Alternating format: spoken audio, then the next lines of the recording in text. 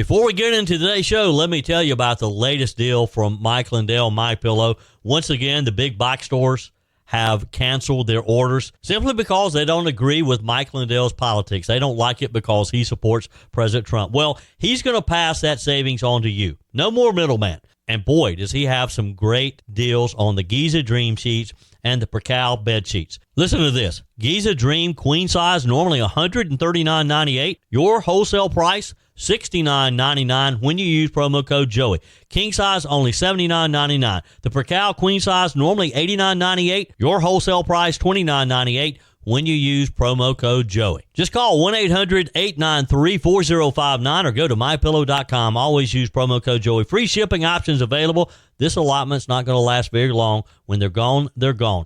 MyPillow.com, promo code Joey. Thanks for joining me in the PhD Weight Loss and Nutrition Studios. To lose weight for the last time, visit myphdweightloss.com. Welcome in on this Monday morning. Glad to have you join me. Hope you had a great weekend.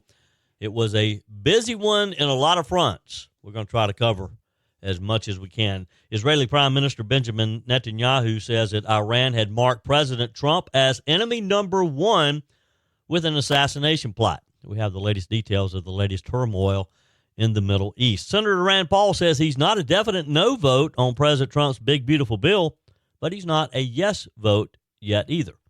Senator John Fetterman supports President Trump's military parade and called on Americans to celebrate regardless of politics.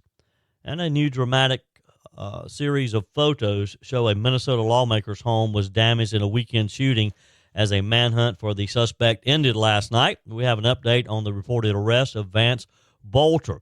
And Buster Murdaugh scores a legal win in the defamation fight over a documentary that CNN broadcast that had murder implications. This is a big win for Murdaugh and could be trouble for CNN. I told you we'd be back. And ye shall know the truth, and the truth shall make you free. It's Joey Hudson. I wanted to name it the Joey Hudson bill, but, they don't allow you to put names on bills. But I wanted to call it the Joey Hudson bill because I know that one's been near and dear to you for a number of years. That's how it's done. Let your voice be heard. And the truth shall set you free. Here's Joey Hudson. It was another night of terror in the skies over Israel as missiles were seen raining down on central Israel after Iran launched another barrage early this morning. While the missiles continued to fly into Israel's airspace, air defense systems were seen countering the barrage, shooting several out of the sky. The aftermath was horrific, though, as Fox News' Trey Yingst reported, talking to a man who was bleeding, Yingst reported multiple buildings were damaged by the missiles, which may have been from a direct hit. We have some of the latest information on what's happening in Israel. And just a side note, as someone who has been to Israel 5 times, was planning to go back in October, which would have been trip number 6. It's sort of been an on-again, off-again trip. We had it planned. Mike Gallagher and I were going to broadcast from there on the anniversary, the October 7th anniversary. We were going to take some listeners with us. Then, with things heating up in the spring, we decided that it probably wasn't a good idea to take listeners with us, but Mike and I were going to still go and broadcast, and then that part of the trip was canceled as well, just because of intelligence saying that things could get kind of dicey over there around October the 7th. Then we sort of renewed the idea that we might still go just this past week. We had additional talks about the idea of being over there October 7th when this new fighting broke out over the weekend. I think that probably was all done. I don't know that we'll make it to Israel in October.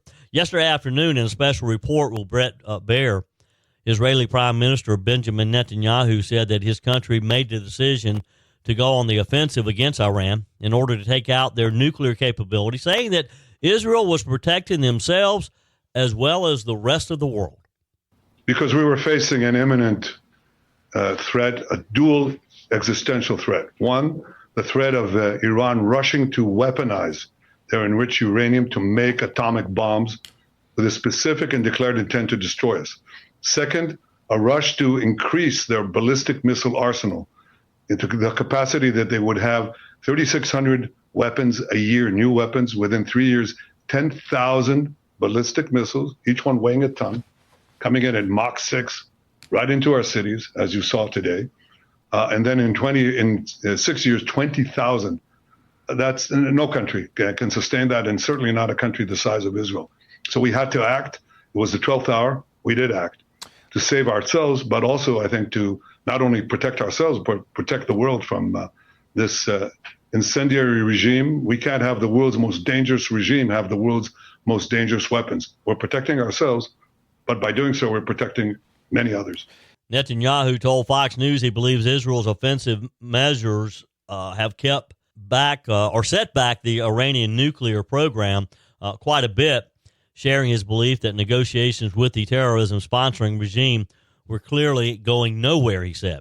He also said that his country is prepared to do whatever is necessary to eliminate the nuclear and ballistic missile threat that Iran poses to the entire world. Netanyahu has described the operation coined as Operation Rising Lion as one of the greatest military operations in history.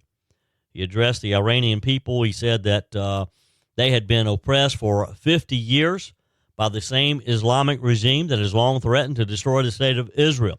When asked what had changed that had prompted the attack now, the prime minister said that they had seen enough evidence to convince them that Iran had enough uranium to build a nuclear bomb. We decided to act because we saw enough uranium, enriched uranium, for 9 bombs. And all they had to do was weaponize them. We stopped that. We're attacking their nuclear sites. We attacked their chief nuclear scientists working. It's like Hitler's nuclear scientists. Would you leave them? Of course not. We attacked their top command. I can inform you, Brett, that moments ago, we also got the chief intelligence officer and his deputy in Tehran, because we're now over the skies of Tehran. Our pilots, our brave pilots, are over the skies of Tehran, and we're targeting military sites, nuclear sites. That's what we're doing to take out those 2 threats. Unlike the Iranians, who your reporter said correctly, they're targeting our civilians. Yeah. They're bombing our civilians. So that's the difference. They're a terrorist regime. We can't have Iran have nuclear weapons.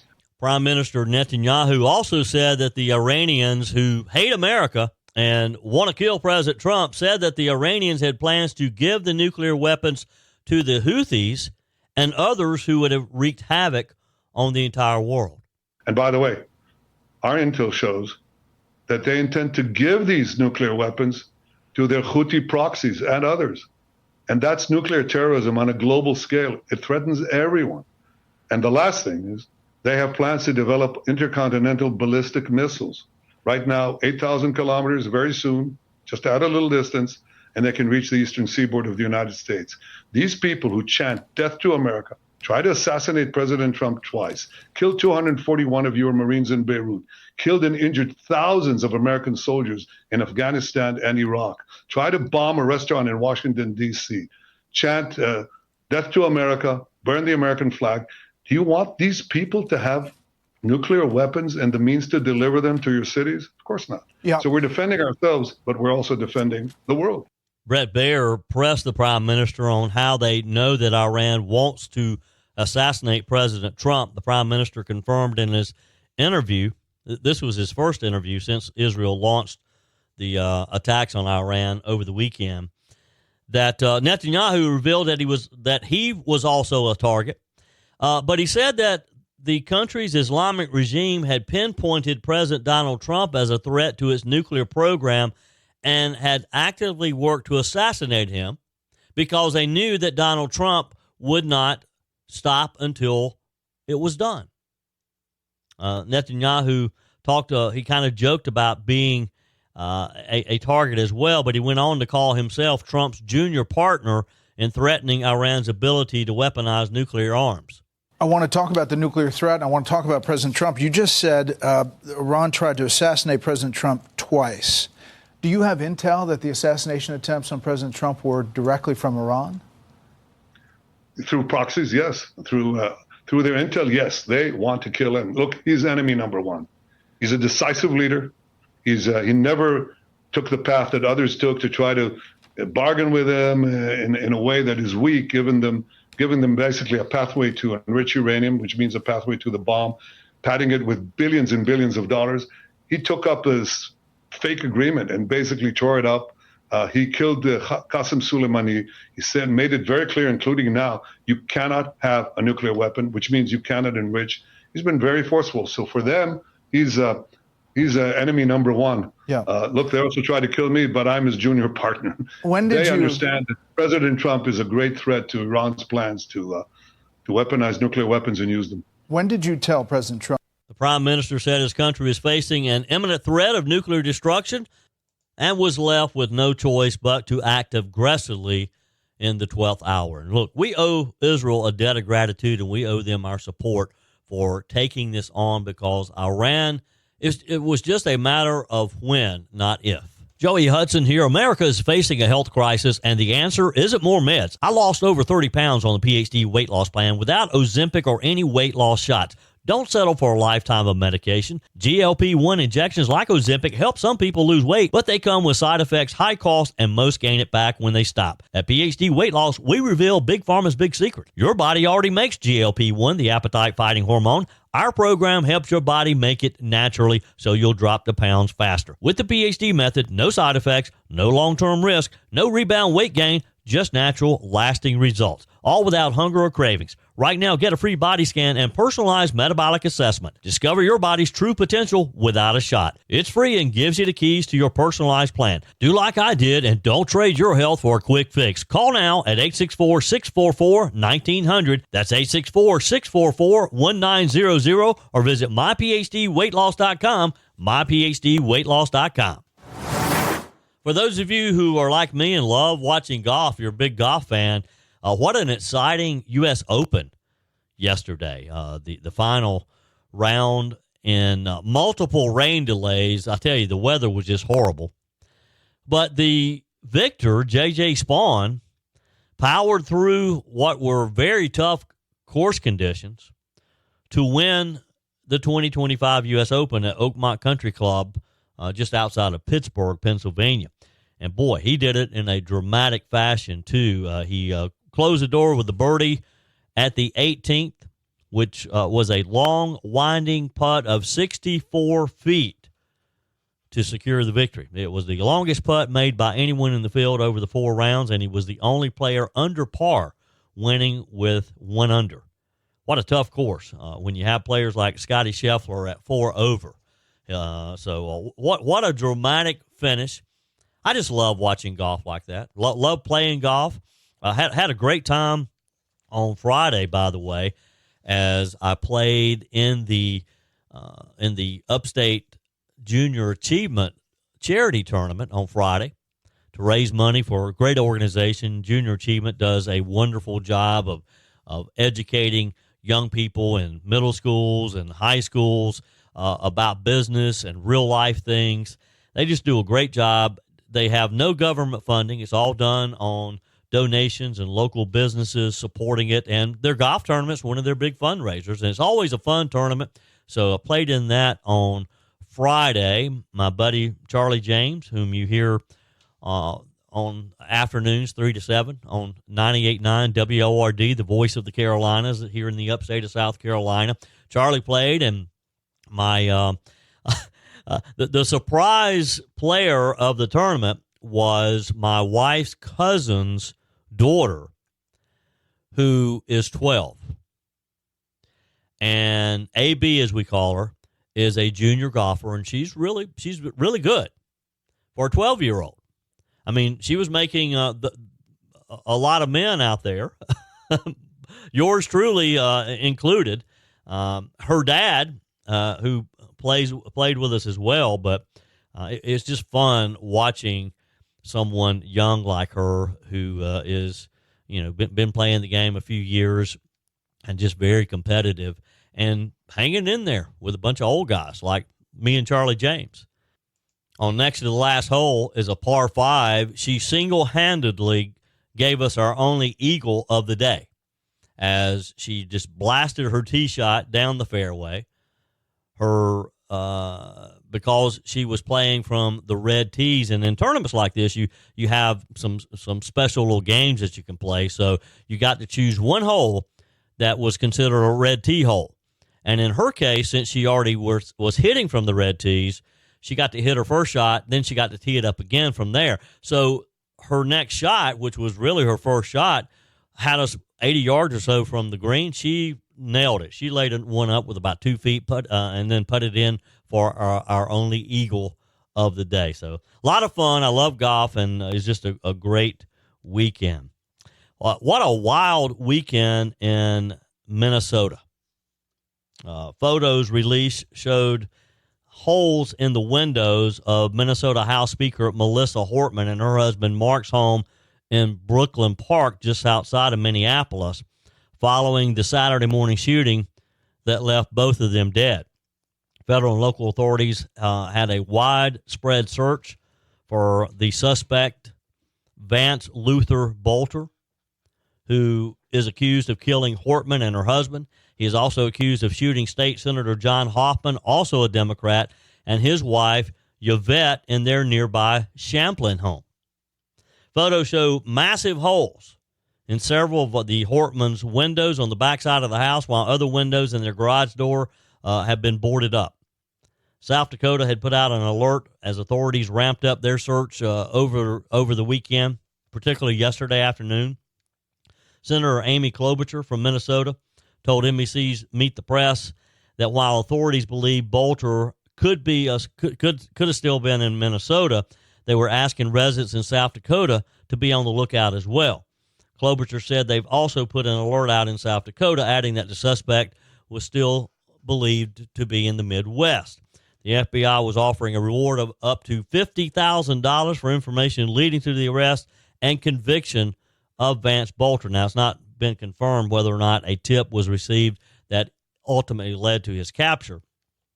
Late afternoon yesterday, Sibley County Sheriff's Office, this in Minnesota, confirmed that an alert was sent saying that the suspect's car had been found in the area of Faxon Township, which is in Sibley County, where he ultimately was found.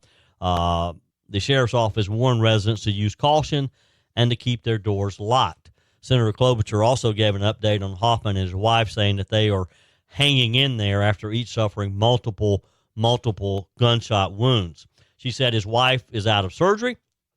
She actually tested some of our mutual friends, and he may have some additional surgeries. The senator, that is. He is also in stable condition right now, from what's being reported. Klobuchar warned citizens not to approach Bolter, as he should be considered dangerous.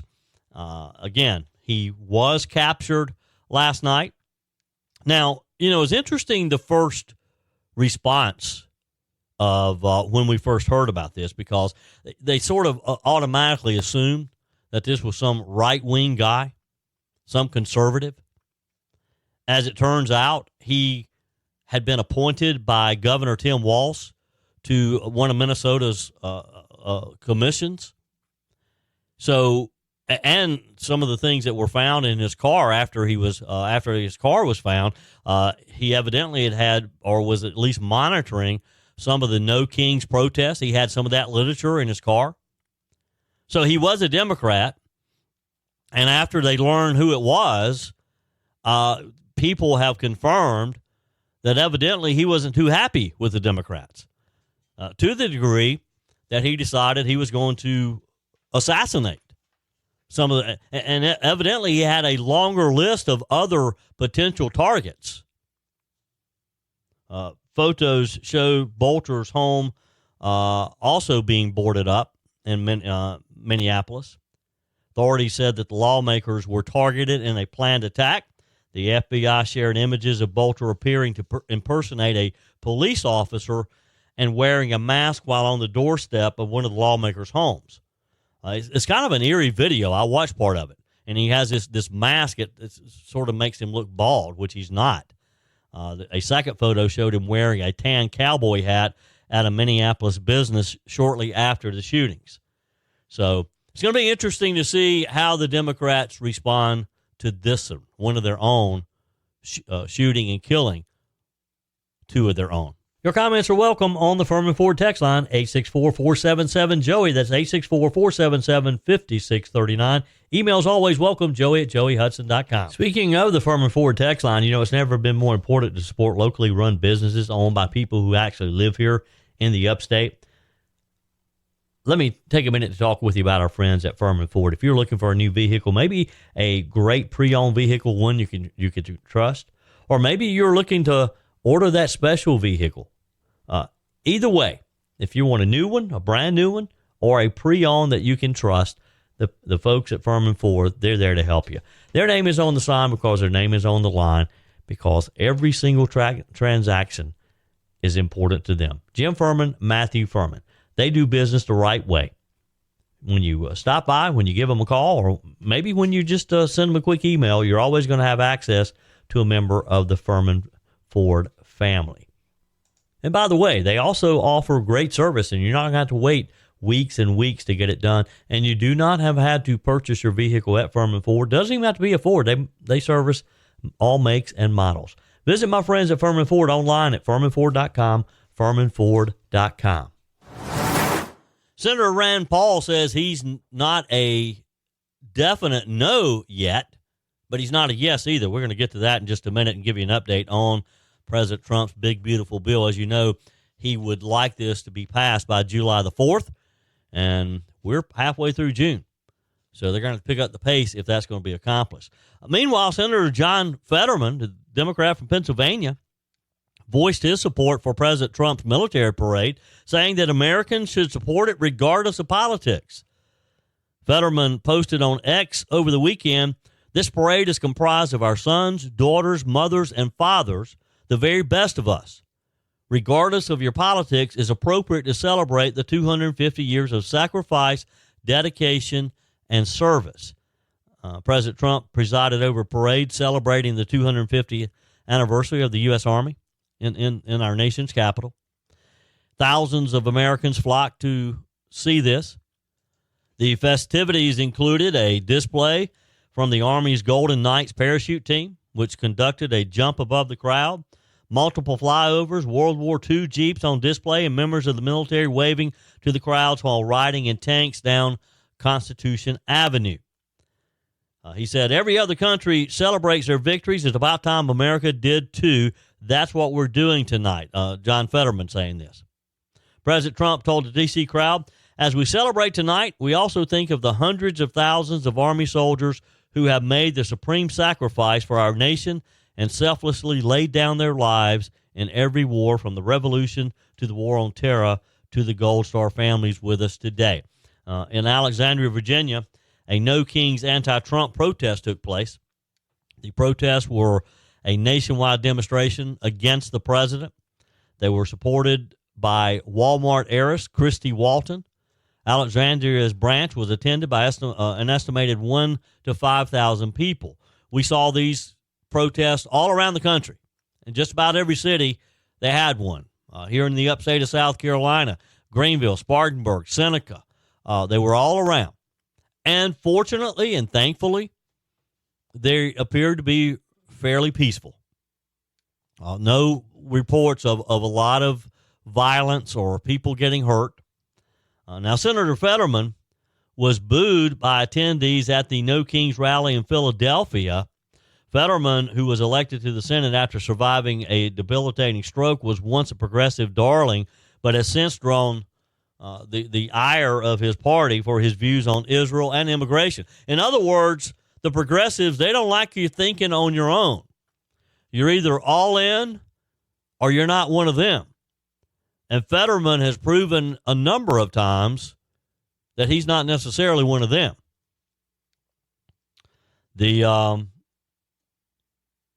When asked, Leah Greenberg, the co-founder of the progressive nonprofit Indivisible, asked the crowd at the Pennsylvania rally, now, this is not a rally for one party. We've got Democrats here today. We've got Republicans and independents here today. We're looking to the leaders who will fight for us, because even today, there are folks among the Democrat Party who think we should roll over and play dead. Anyone seen John Fetterman here today? So she's calling him out. The crowd booed and yelled at the senator in response. She knew he was there, of course.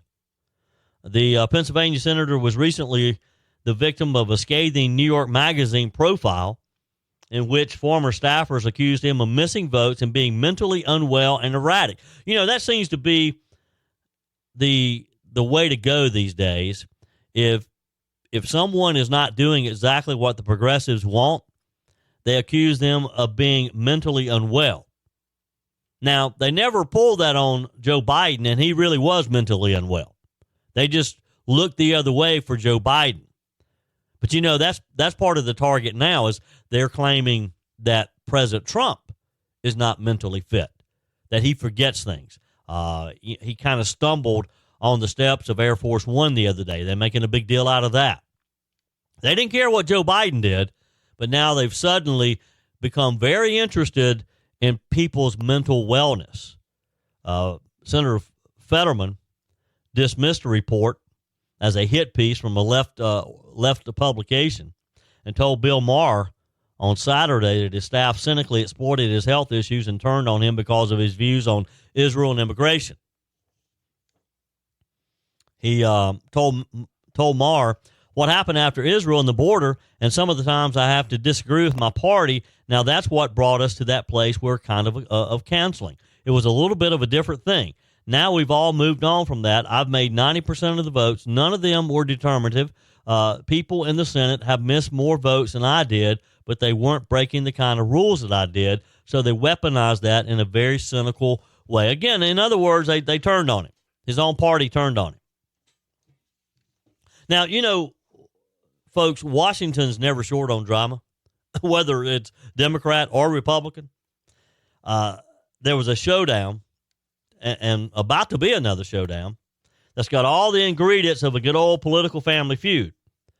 Trump, tax cuts, debt ceilings, and a senator who's never met a federal dollar he didn't want to slash to pieces, which is a good thing at times. Of course, I'm talking about Senator Rand Paul, who just told NBC Meet the Press over the weekend that he's not a no vote on President Trump's One Big Beautiful Bill, but he's certainly not a yes vote either. So let's jump into this for a minute. What exactly, or where does Senator Rand Paul stand on this? Because he could single-handedly hold this up. Now, if you've been following the bill, I know most of you have. We've talked about it quite a bit. You know that it's packed with exactly what conservatives have been fighting for and what President Donald Trump promised in the 2024 election. Permanent Trump tax cuts, top of the list. No tax on tips, which is huge for service industry workers. Massive spending cuts. And yes, a debt ceiling hike to keep the economy humming. But here comes Rand Paul, the Senate's one-man austerity army, if you will.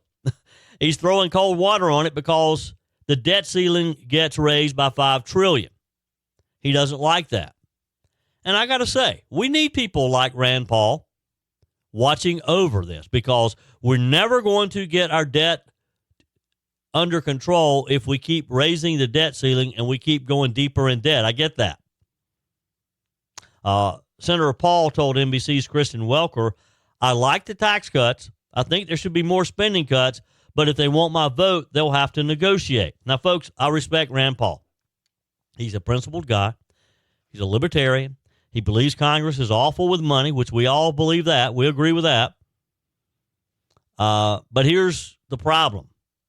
He wants to vote on the debt ceiling separately. There could be a problem because it may never get through. He wants it done in 3-month increments. Now, can you imagine Congress revisiting the circus every quarter? I don't know. Maybe Senator Paul's headed in the right direction. I just think it would be chaos every quarter if we do this. Now, President Trump's not taking this lightly. He lit up True Social after hearing Rand Paul's comments on NBC. His post said, if Senator Rand Paul votes against our great big beautiful bill, he is voting for, along with the radical left Democrats, a 68% tax increase and perhaps even more importantly, a first-time ever default on U.S. debt. He said the great people of Kentucky will never forgive him. Ouch. You don't want Donald Trump coming after you like that. Although I guess Rand Paul thinks that he can survive an attack and that people of Kentucky will reelect him. I don't know. I mean, basically, President Trump is saying, Rand Paul, you're either with us or you're with Schumer and Pelosi and AOC. And look, the math checks out. Without the bill, a lot of economists are saying that we default. Markets crash. Democrats then blame Republicans. It's our fault. Folks, the bill is the culmination of America First economics. You can't claim to be a fiscal hawk while leaving the country vulnerable to a debt default. It's just not workable. It's not feasible. Now, Rand Paul told reporters last week that he was uninvited to a White House picnic, apparently in retaliation for his opposition to the bill. Now, you may have seen some of the photos that were on social media over the weekend of all these members of Congress and U.S. senators out on the front lawn of the White House having a good time.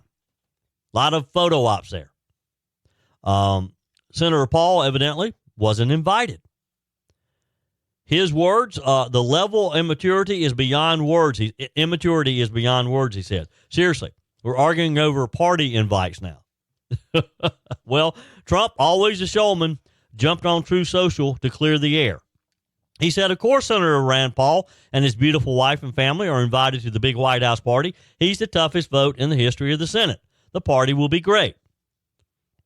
So I honestly don't know if Rand Paul made it to the party or not. I don't know if maybe they were negotiating the debt ceiling over laminated barbecued ribs. I mean, only in Washington could something like that happen anyway, right? The protest at Unity Park in Greenville was just one of a number of South Carolina demonstrations on June 14th over the weekend.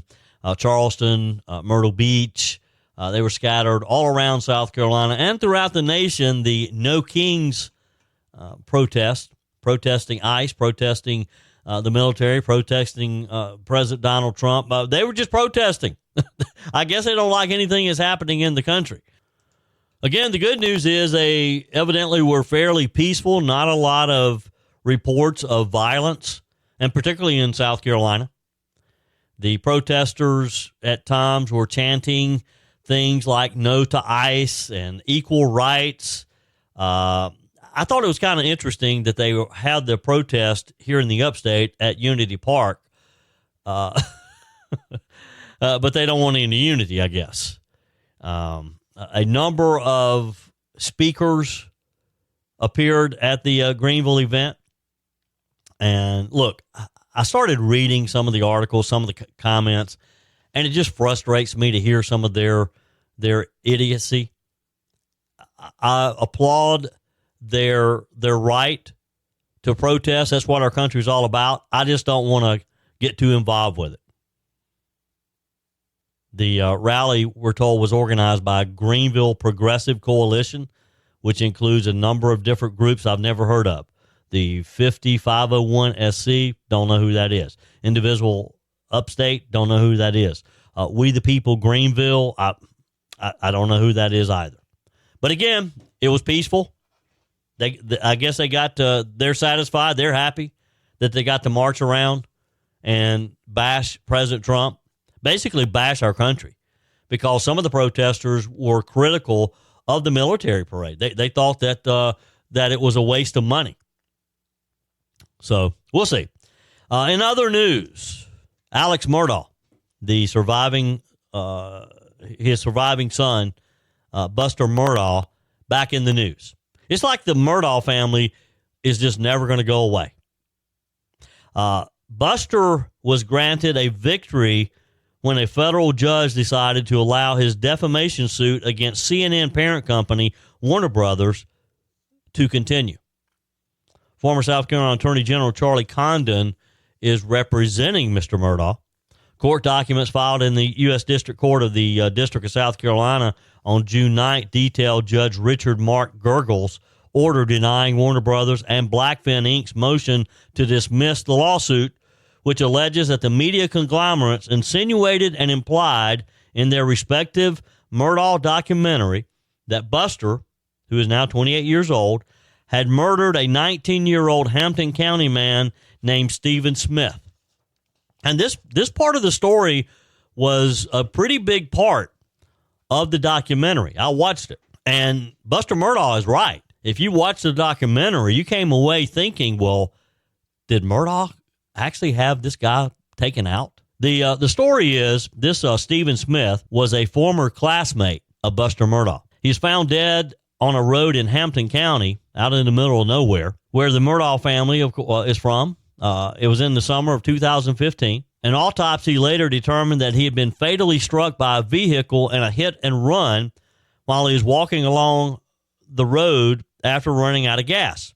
Mr. Condon, in representing Buster Murdaugh, said there were rumors Buster Murdaugh was somehow involved, that Buster Murdaugh was somehow involved in his death, and the basis of the lawsuit is that these media companies, the main claim being something called defamation by implication, that they would take interviews of people living in the area that would in effect repeat these rumors about Buster Murdaugh being involved in this murder.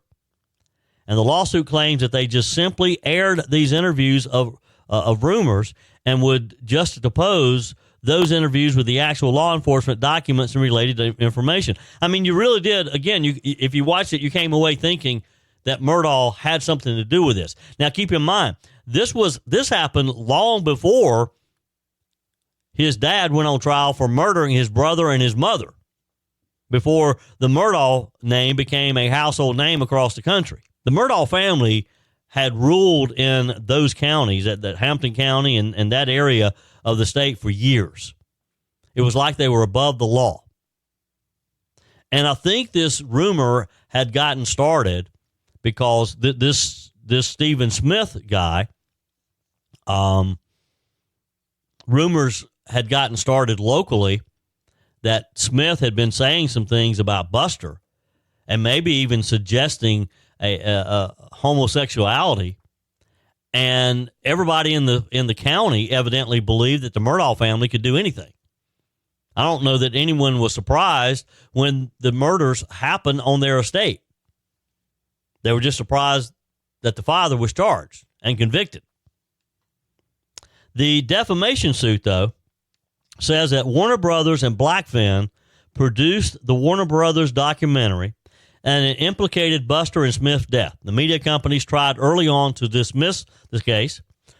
Buster is arguing that statements regarding Smith's death made in the documentary about his father's crimes are defamatory and falsely accuse the plaintiff of committing a crime or moral turpitude. Now, what you also need to know is that investigators began looking into possible links between young Smith's death and the Murdaugh family after Buster's mother and brother were shot just miles away from their estate. This new investigation revealed that they did not think there was any link between the Murdaughs and Smith's death. So local authorities dismissed this, but yet his complaint is that CNN has continued to broadcast the documentary, which still raises the question and interviews some of Smith's friends and family who still believe that Murdaugh had something to do with it, even though local officials have said he did not after their investigation. Charlie Condon called the decision to allow the suit to proceed a real victory for Buster Murdaugh and his legal team, that they were able to keep the case alive.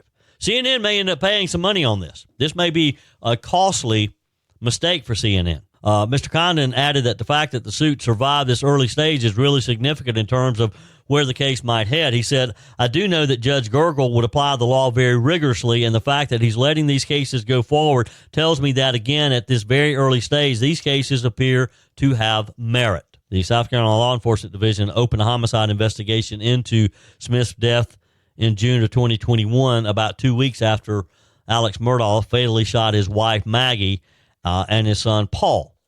Alex Murdaugh was convicted in Maggie and Paul's murder in March of 2023, sentenced to life in prison. His life will never be the same. He'll spend the rest of his life behind bars. Prosecutors said that Alex murdered his wife and youngest son to distract from his financial crimes. The 56-year-old took in clients who had suffered injuries in various accidents. He helped them get millions of dollars in which he would not tell his clients exactly how much they got. He would keep most of it for himself. They never knew how much they actually should have gotten. That's it for today's edition of Just the Truth. Thanks for joining me in the PhD Weight Loss Studios. To lose weight for the last time, visit myphdweightloss.com. If you haven't joined my mailing list yet, visit my website, joeyhudson.com. Click on the Connect with Joey button so that you can receive our emails and the most up-to-date news. Also, join me on my YouTube channel. Be sure and like, comment, and subscribe. Just search for Joey Hudson. As always, thanks for spending a few minutes of your day with me. Do me a favor and forward this episode to a few friends. Just click on the share button and send to your contacts. We need to build an army of conservatives to win our country back, and we can do that by continuing to share the truth with our friends and family. Keep those comments coming via the Furman Ford text line 864-477-JOEY. Email to joey@joeyhudson.com, and I love your messages on the MyPillow message line. Again, that's 864-477-JOEY, 864-477-5639. Be sure and take advantage of the MyPillow special, just $14.88 on the standard MyPillows when you use promo code Joey. Order online at mypillow.com or call 800-893-4053. We're back again tomorrow and hope you'll plan to join us. Until then, remember, God's got this. He's still in control.